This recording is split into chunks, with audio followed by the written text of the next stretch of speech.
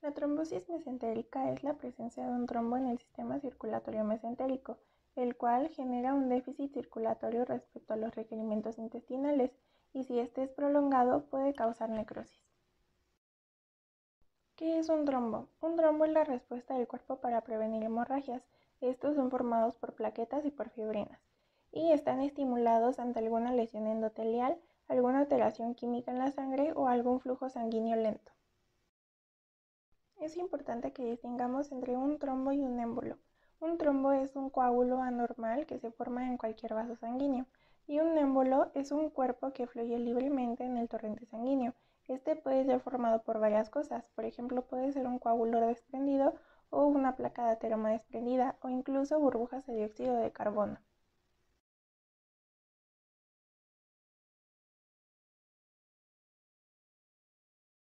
Para entender mejor la trombosis mesentérica hay que hablar de la hemostasia.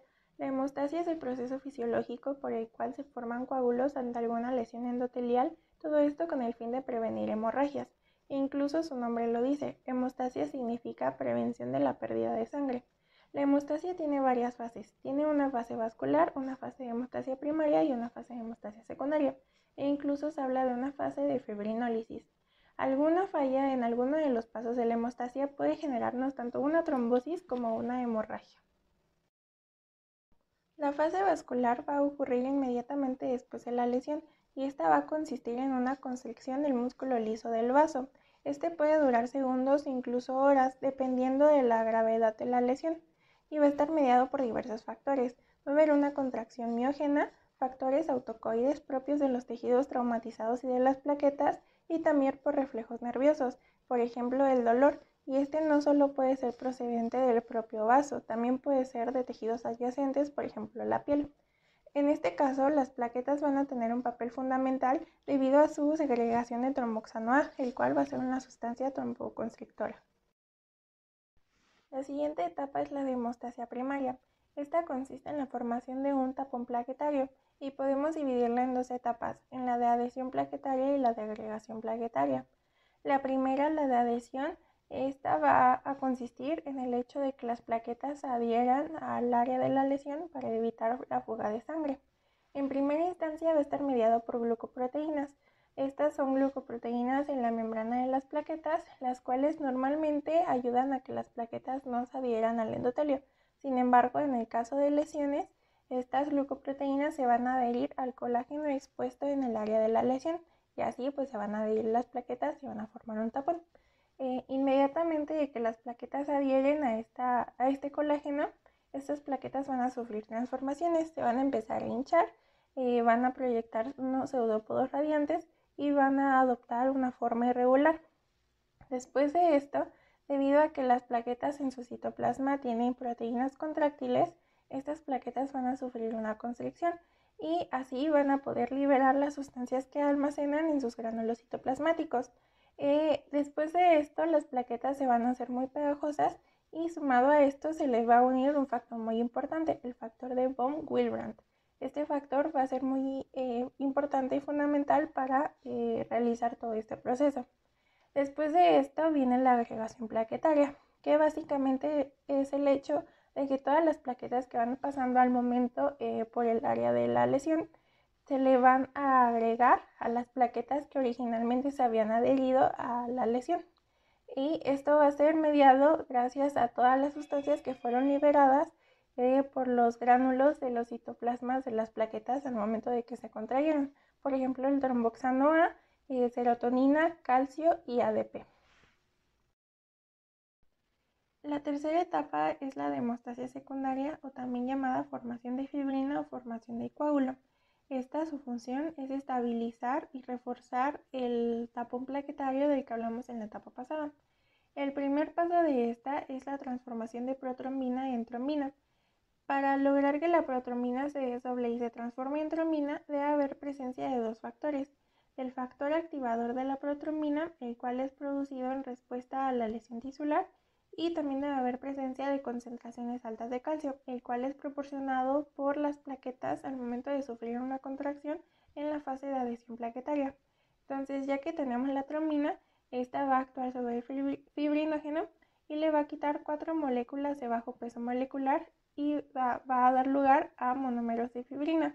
Estos monómeros de fibrina tienen la capacidad de polimerizarse y al momento de hacerlo van a formar fibras muy grandes de fibrina. Sin embargo, al principio estos monómeros de fibrina se unen mediante enlaces de hidrógeno no covalente, los cuales son muy débiles. Entonces, debido a que esto hace inestable el coágulo, la trombina va a actuar sobre un factor que se llama factor estabilizador de la fibrina. Lo va a activar y este factor va a hacer que los enlaces no covalentes de hidrógeno se transformen en enlaces covalentes y así el coágulo sea más estable.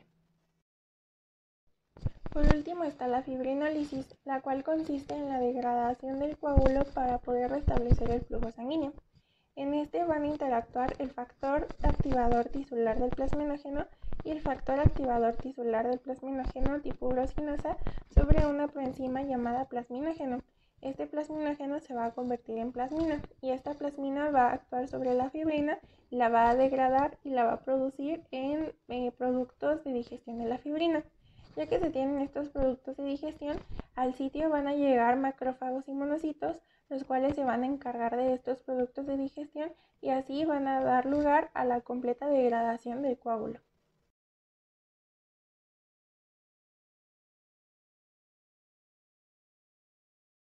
Para entender mejor el tema vamos a hablar un poco de anatomía, específicamente de la irrigación y el drenaje mesentérico.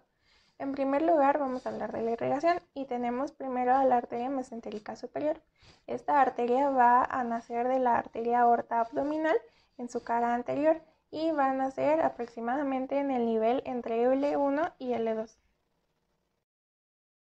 Esta arteria la vamos a poder dividir en 4 porciones a lo largo de su trayecto. La primera es la porción retropancreática, esto debido a que va a pasar por detrás del páncreas. Después, conforme esta arteria se va haciendo más anterior, se va a encontrar la porción preduodenal, que va a pasar por encima de la tercera porción del duodeno. Después está la porción mesentérica, que es cuando va a entrar en el mesenterio y va a ir a lo largo del espesor de este hacia abajo y hacia la derecha. Y en el momento en que llega al ángulo ileocólico se llama la porción terminal y aquí se va a llamar arteria ileocólica. La arteria mesentérica superior tiene varias ramas colaterales. Primero está la rama hepática que se dirige hacia el hígado. Después está la arteria pancreática inferior de Testud que se dirige hacia la cola del páncreas en su cara posterior y va a correr a lo largo de su borde inferior. Y después está la arteria pancreático-duodenal inferior, la cual va a tener dos ramas, la posterior y la anterior, las cuales van a ser importantes debido a que van a dar lugar a los arcos pancreático-duodenales superior e inferior. Otra rama colateral son las arterias yeyunoiliales. Estas van a nacer del lado izquierdo de la arteria mesentérica superior y van a ser aproximadamente de 2 a 16 arterias. Las primeras 5 arterias van a nacer de la arteria mesentérica superior antes de que penetre el mesenterio y las restantes van a nacer a lo largo del espesor del mesenterio. Estas van a dar lugar después a los arcos de primer y segundo orden si es que irrigan al yeyuno y de tercer y cuarto orden si es que irrigan al ilion y posteriormente van a formar los vasos rectos. Por último tenemos a la arteria cólica superior derecha, inferior derecha y media. Estas van a irrigar a la mitad derecha del colon, incluyendo el ciego y el apéndice. Después tenemos a la arteria mesentérica inferior. Esta va a nacer de la cara anterior de la aorta abdominal, entre L3 y L4, justo debajo de las arterias espermáticas u ováricas. Se va a dirigir hacia abajo y hacia la izquierda y a la altura del promontorio se va a hacer más medial. Esta va a tener 3 ramas colaterales. La primera va a ser la arteria cólica izquierda superior o también llamada arteria del ángulo izquierdo del colon. La otra va a ser la arteria cólica izquierda inferior o también llamadas arterias sigmoideas y estas van a ser 3 y van a irrigar la parte más inferior del colon descendente. Y por último va a estar la arteria rectal superior o también llamada arteria hemorroidal superior. Esta va a ser la rama terminal y se va a anastomosar con la última arteria sigmoidea y van a irrigar a la primera porción del recto y la última porción del colon sigmoides. El drenaje venoso va a estar dado por la vena porta, la cual surge de la vena cava inferior, y esta va a dar dos ramas, el tronco esplenomesoraico y la vena mesentérica superior. El tronco esplenomesoraico va a dar dos ramas, la vena mesentérica inferior y la vena esplénica. Estas venas mesentéricas van a drenar a sus propias arterias mesentéricas.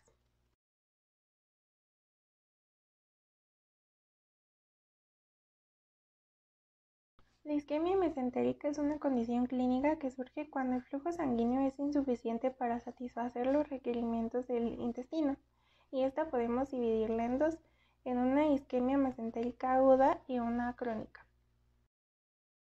Respecto a la fisiopatología de la isquemia mesentérica, no va a importar el factor que desencadene la isquemia, debido a que siempre se va a seguir la misma secuencia de acontecimientos.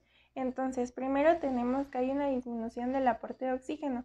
Esta disminución de oxígeno va a generar que haya una depleción de ATP intracelular. Esta depleción va a generar que haya un aumento en la retención de agua y electrolitos, aumentando el volumen intracelular, lo cual va a terminar abocando en necrosis. Estas células necróticas van a desencadenar una respuesta inflamatoria liberando diversas citoquinas. Esto va a alterar la permeabilidad, alterando la función de barrera epitelial, lo cual va a permitir la fuga de bacterias a los ganglios linfáticos mesentéricos. Y estas bacterias pueden pasar al torrente sanguíneo y desencadenar incluso una bacteriemia. El tipo de lesión va a depender de varios factores. Va a depender tanto del vaso afectado, del grado de oclusión, del mecanismo, de la duración e incluso si hay presencia o no de circulación colateral. Normalmente tenemos que la mucosa y la submucosa reciben el 70% del flujo sanguíneo, entonces esto las hace más vulnerables a los eventos isquémicos. Debido a esto, lo primero que vamos a encontrar ante isquemia son alteraciones en la mucosa. Podemos encontrar primero un edema, después una hemorragia submucosa, ulceraciones, necrosis y por último, si es que la afectación llega a ser transmural, puede haber una perforación. Esta perforación desencadenará una peritonitis y posteriormente una sepsis.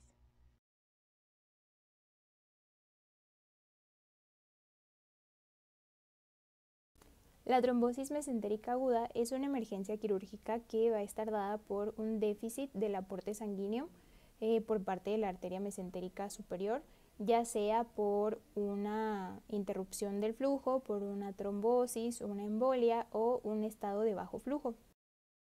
En cuanto a la epidemiología de la trombosis mesentérica aguda, vamos a tener que esta va a tener una incidencia muy baja, de entre 0.09 y 0.2%. A pesar de esto, del total de casos que se presentan, el 60% termina en muerte. Por lo tanto, es una enfermedad con una alta mortalidad.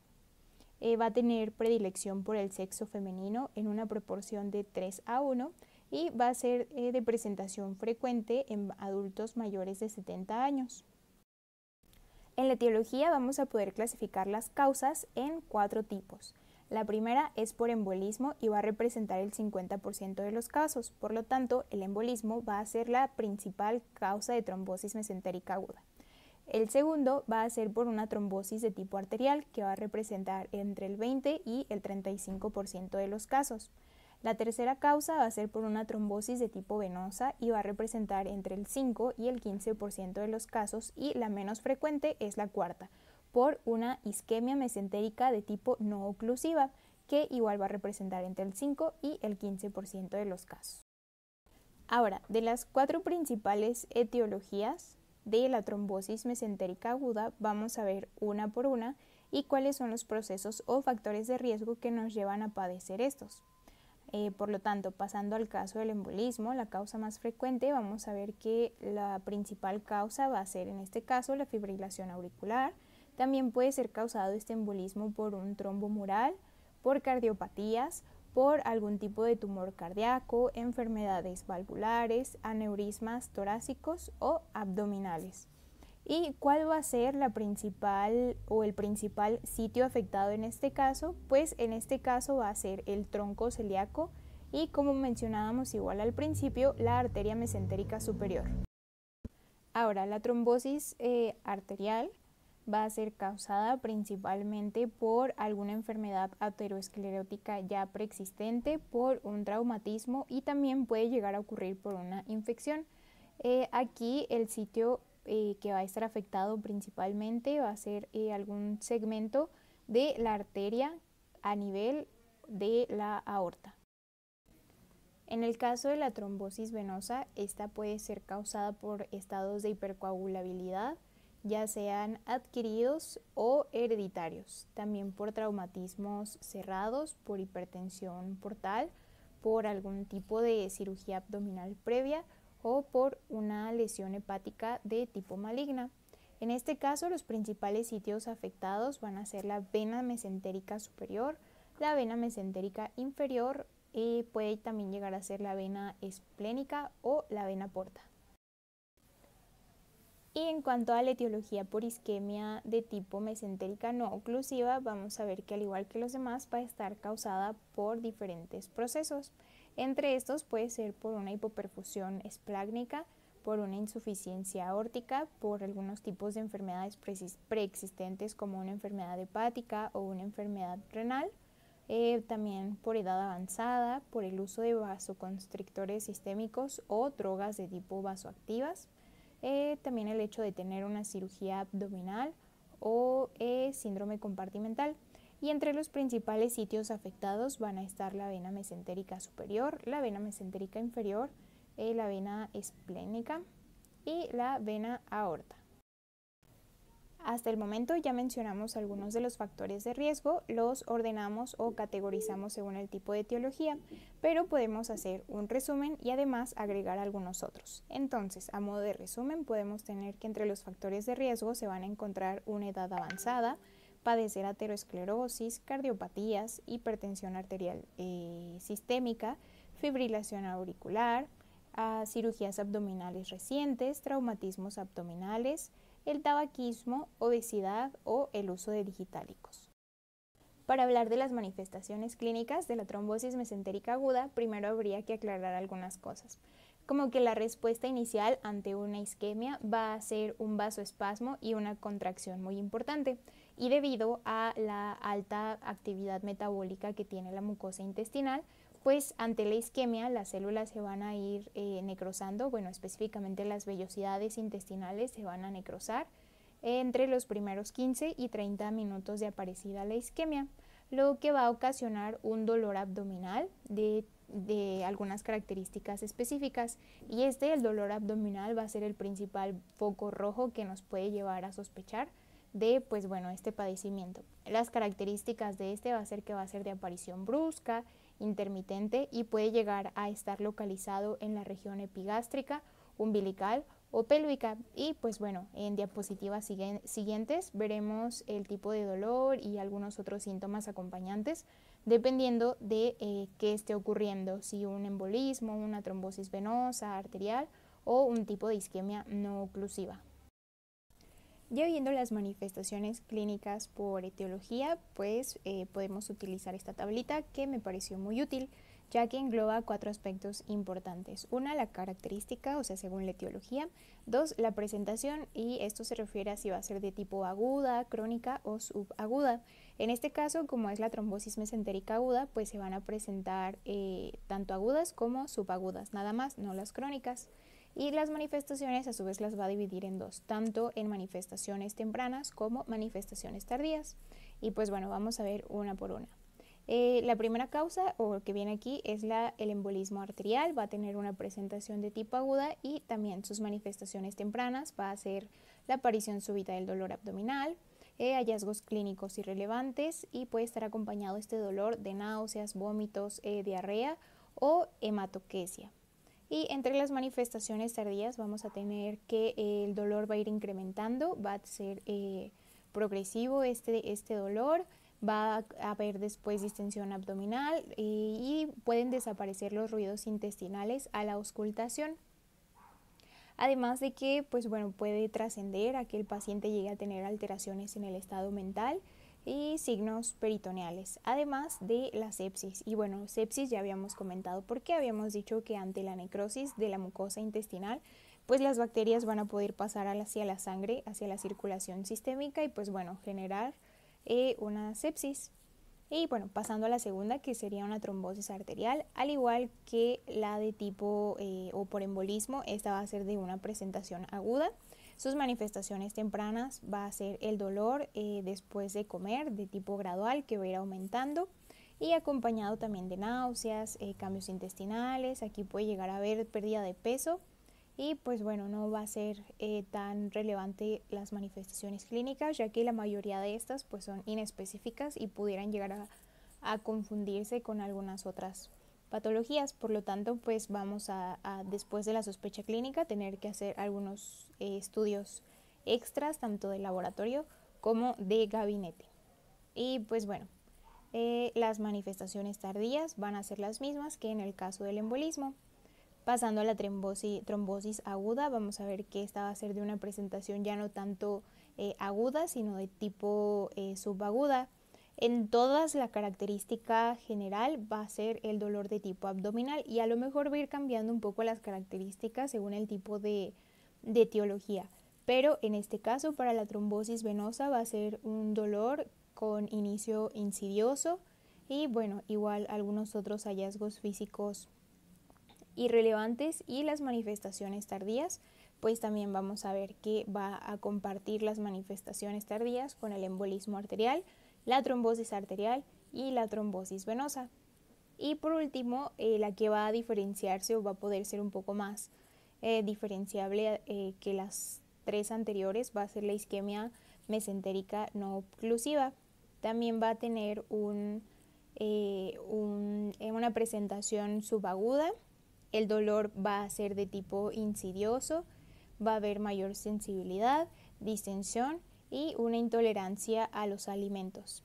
En tanto a las manifestaciones tardías, pues el paciente va a estar críticamente enfermo, va a haber un dolor abdominal muy fuerte que va pues a incrementar, distensión y ruidos.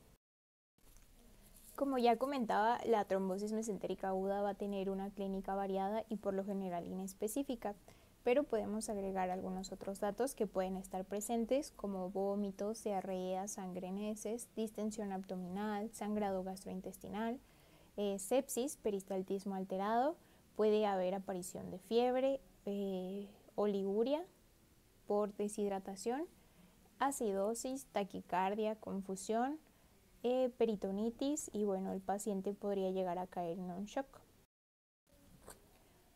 Para el diagnóstico se van a requerir obviamente una historia clínica completa donde se recaben pues los datos más importantes. Por ejemplo, yo les comentaba que es más frecuente en mujeres mayores de 70 años o en pacientes de 70 años y más, englobar algunos antecedentes heredofamiliares de importancia, antecedentes personales patológicos como antecedentes de aterosclerosis, cardiopatías, valvulopatías, si hubo alguna cirugía previa y pues bueno, poner especial atención en las manifestaciones clínicas que refiere el paciente, el tipo de dolor, las características que éste tenga, la evolución que haya tenido, el sitio, la irradiación y pues el tipo de dolor. Ya que tenemos todo esto, pues llegamos a una sospecha clínica, que pues sería la sospecha de una trombosis mesentérica aguda y pues bueno, podemos apoyarnos ya después de algunos estudios, ya sean estudios de laboratorio o estudios de gabinete que veremos más adelante.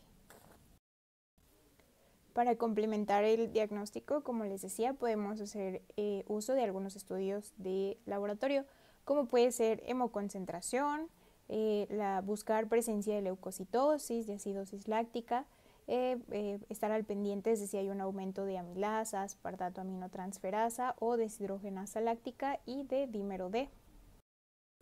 Aunque no es un estudio para el diagnóstico en sí de trombosis mesentérica aguda, por lo general cuando llegan pacientes con abdomen agudo a la sala de urgencias, uno de los primeros estudios que se hacen son radiografías simples de abdomen y pues bueno, ¿qué podemos encontrar en una radiografía simple de abdomen que nos haga sospechar de una trombosis mesentérica aguda?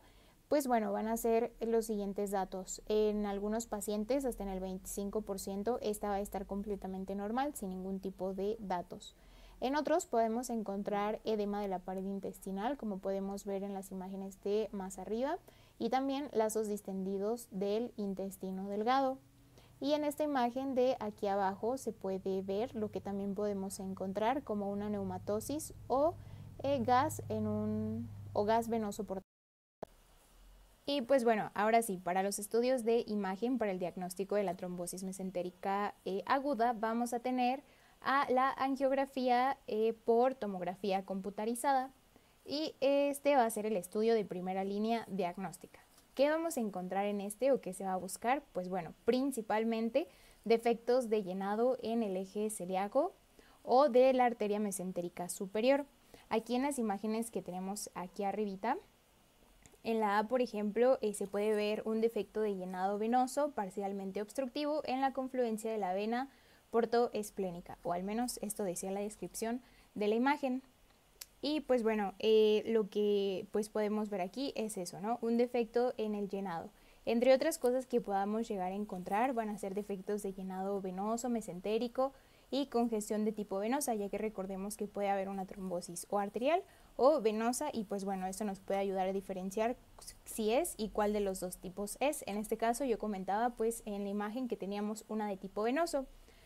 Además de esto podemos encontrar gas de la vena porta, un engrosamiento de tipo mural, gas en pared intestinal, un infarto de órgano sólido, como pues podemos ver también aquí en la imagen número D, o enclamiento de la grasa mesentérica.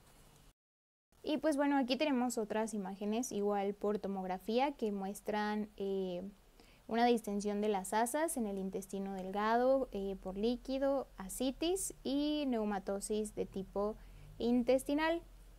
Y en las de abajo igual se puede ver defecto en el llenado de la arteria mesentérica superior.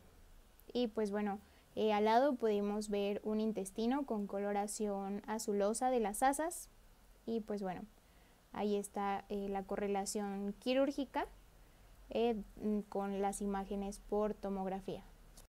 Y pues bueno, ya un último estudio que pueda ayudar con el diagnóstico es un ultrasonido tipo dúplex, que va a ser útil en las etapas tempranas de la enfermedad. Este va a ayudar a medir principalmente la velocidad del flujo, el índice de resistencia y vascularidad y el índice de estenosis de alto grado. Y pues aquí lo que podríamos buscar sería una hemorragia transmural, aire peritoneal libre o un engrosamiento asimétrico de la pared.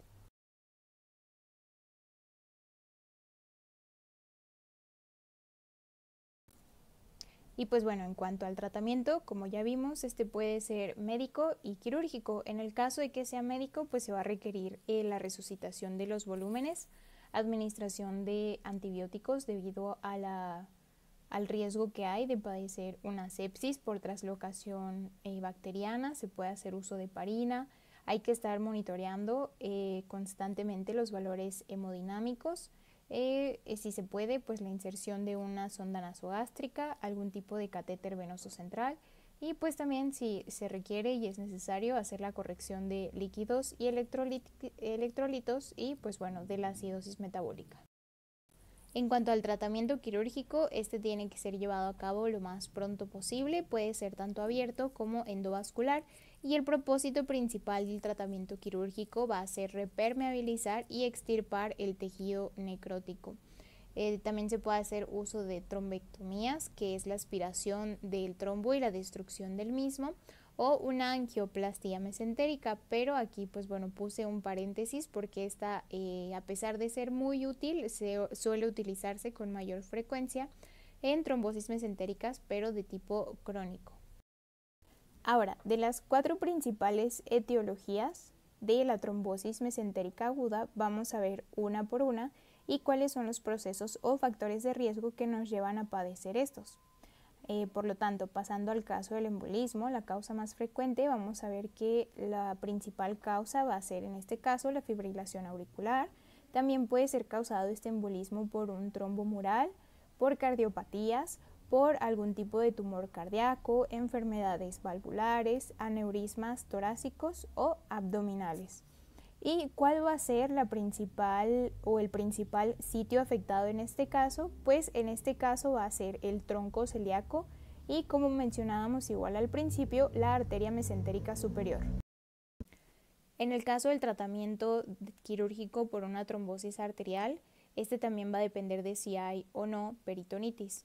Y bueno, si hay peritonitis, se va a recomendar una cirugía de tipo abierta con laparotomía, una infusión intraarterial, y se recomienda no resecar antes de repermeabilizar. Y si no hay peritonitis, pues bueno, aquí se puede hacer una perfusión con agentes tromboembolíticos, una angioplastía percutánea con o sin stent y una descoagulización sistémica.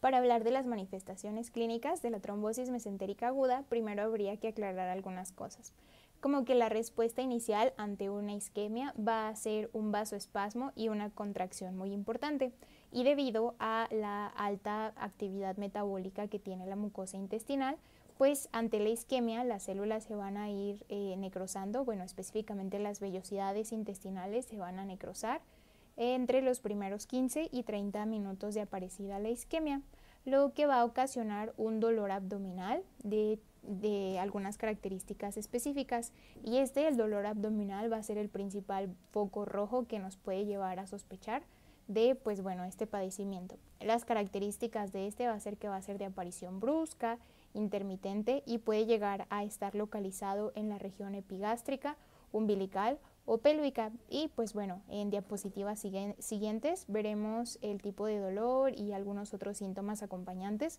dependiendo de qué esté ocurriendo, si un embolismo, una trombosis venosa, arterial o un tipo de isquemia no oclusiva. Ahora pasaremos a la trombosis mesentérica crónica. Vamos a comenzar por definirlo. Esta va a ser una oclusión ateromatosa o fibrótica de los vasos arteriales esplácnicos. ¿Esto qué quiere decir? Que bueno, en esta patología va a existir una desproporción entre las demandas de oxígeno en el intestino y el flujo proporcionado por el sistema vascular durante el proceso de la digestión. Vamos a ver, hablando de epidemiología, que esta enfermedad es más común que se presente en personas mayores de 60 años. En el sexo femenino predomina su incidencia con una relación 3:1 a diferencia de los hombres. En cuanto a la causa más común, vamos a ver que se debe a la enfermedad aterosclerótica vascular, y de esta la más importante va a ser la aterosclerosis esplácnica, que representa de un 35 a un 70%.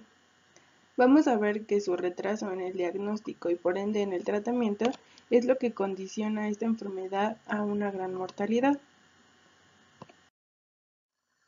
En cuanto a los factores predisponentes o que nos ponen en riesgo de padecer esta enfermedad, tenemos al más importante, que sería la aterosclerosis, que representa hasta un 95% de los casos. Después seguiríamos con el tabaquismo, que representa alrededor del 50% de los casos. Las enfermedades crónico-degenerativas también son muy importantes aquí, ya que nos ponen en riesgo de padecer dislipidemias y por consiguiente alguna aterosclerosis. La enfermedad de Takayasu o alguna enfermedad que predisponga una vasculitis sistémica, la displasia fibromuscular, la arteritis autoinmune y el aneurisma mesentérico roto. En cuanto a la patogenia, vamos a ver que esta enfermedad va a ser una consecuencia funcional de un proceso aterosclerótico de larga evolución, que va a estar causada por procesos patológicos en una o más de las arterias viscerales, como son el tronco cefálico, la arteria mesentérica superior y la arteria mesentérica inferior. Vamos a ver que entonces el proceso de aterosclerosis nos va a llevar a una obliteración progresiva de la luz de estos vasos, con el desarrollo consiguiente de vasos colaterales, esto con el fin de seguir nutriendo el intestino y las vísceras, que sea suficiente esta irrigación para poder ser funcional. Si esta irrigación es suficiente, nuestro paciente va a seguir asintomático. En cambio, si nuestra irrigación, a pesar de esta aparición de vasos colaterales, es insuficiente, es cuando nuestros síntomas se van a presentar. Estos síntomas van a ser de aparición gradual a diferencia de la trombosis mesentérica aguda que ya revisamos, y se dice que cuando existe estos síntomas es porque ya se han dañado por lo menos 2 de los 3 vasos viscerales. Los vasos más afectados van a ser el tronco celíaco y la arteria mesentérica superior. Revisando el cuadro clínico, vamos a ver que existen síntomas más frecuentes y menos frecuentes. Dentro de los más frecuentes tenemos el dolor en epigastrio postprandial. Este se va a presentar de 15 minutos hasta 30 minutos después de ingerir los alimentos y puede persistir de 5 a 6 horas. Lo que nos va a estar diciendo esto es que el incremento de las demandas de oxígeno durante el proceso de digestión no están siendo satisfechas por la circulación colateral del tubo digestivo. Vamos a ver que el paciente nos va a referir citofobia. Este es miedo al consumo de los alimentos por la misma sensación de dolor. Lo que nos va a llevar a esta citofobia es que el paciente va a perder peso de manera no intencionada, es decir, que no se va a someter a ninguna dieta ni nada para perder peso, sino nos va a referir que ha perdido peso, pero lo vamos a relacionar con el miedo a los alimentos, es decir, que va a dejar de comer lo que antes comía o en las cantidades que antes lo consumía. Dentro de los menos frecuentes encontramos a la diarrea, que si bien puede ser una diarrea normal de contenido alimentario, también se puede presentar una diarrea sanguinolenta, que nos estaría hablando de un compromiso ya de la mucosa intestinal. También puede haber náuseas y vómito y abdomen en tabla, que este se considera un signo tardío al igual que el rebote y nos estaría hablando ya de un proceso más grave, de un proceso de perforación. Para el diagnóstico de esta enfermedad vamos a ver que lo primero es la sospecha clínica, después vamos a excluir otras causas de dolor abdominal y por último vamos a utilizar métodos complementarios de estudio. Entonces, ¿cuál va a ser nuestra actitud ante la sospecha de trombosis mesentérica crónica? Vamos a ver primero si los síntomas de nuestro paciente son compatibles. Además, vamos a evaluar sus factores de riesgo, es decir, la edad, el sexo, si presenta alguna enfermedad crónico-degenerativa. Después de esto vamos a ver, vamos a considerar si nuestro paciente tiene alguna otra causa de dolor abdominal postprandial. Aquí vamos a ver la pancreatitis crónica, cáncer de páncreas, úlcera gastrodenal o una colelitiasis. Ya que descartamos estas causas de dolor abdominal, vamos a ver si nuestros síntomas del paciente son de alta probabilidad de presentar trombosis mesentérica. Si tiene una alta probabilidad, nos vamos a ir luego a la angiografía. Si nuestro paciente no presenta alta sospecha de trombosis mesentérica crónica, nos vamos a ir a realizar otros estudios como el Doppler o una angiotac o una resonancia magnética. Si estos resultados nos dicen que es sospechoso de presentar trombosis mesentérica crónica, nos vamos a ir a realizar una angiografía para corroborar nuestro diagnóstico. Como vimos en la diapositiva anterior, existen diferentes métodos diagnósticos. Aquí vamos a ver que existen métodos diagnósticos invasivos y no invasivos. Vamos a empezar a hablar de los no invasivos, en donde vamos a encontrar al ecodoppler, a la angiotac y a la angiografía por resonancia magnética. Vamos a ver que el estudio inicial de elección, bueno, el primero que se va a pensar siempre que se tenga la sospecha de esta enfermedad va a ser el ecodoppler mesentérico. Este va a diagnosticarnos esta enfermedad cuando en el tronco celíaco se encuentra una velocidad pico sistólica mayor de 200 centímetros sobre segundo y una velocidad telediastólica mayor de 55 centímetros sobre segundo. Hablando de la arteria mesentérica superior, vamos a ver que los valores para la velocidad picosistólica que nos hablan en diagnóstico va a ser de 275 a 300 centímetros sobre segundo y para la velocidad telediastólica es más de 45 centímetros sobre segundo. Este estudio va a tener una especificidad y sensibilidad menor al 80%.